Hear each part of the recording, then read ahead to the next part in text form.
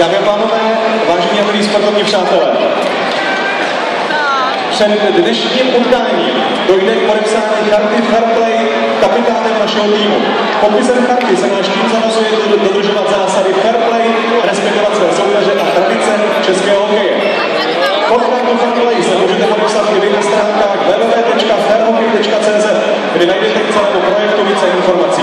Fair Play v hokeji podporuje Česká pojišťovna, Fair Play v hokeji podporuje právě Česká pojišťovna. Dámy a pánové, dovolím si poprosit kapitána brněnského týmu Radima Vičánka, aby byl tak laskav a společně s vámi podepsal kartu Fair Play hokejistů brněnské komety.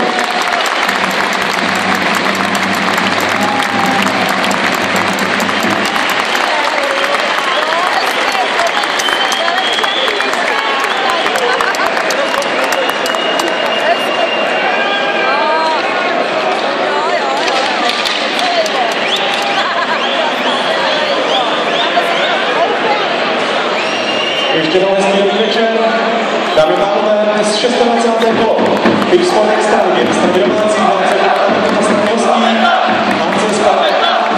To byla ještě jako hlavní pánové Hradek Husíčka a Roman Kola, na čarách budou asistovat Milan Jindra a Přemysl Skopa.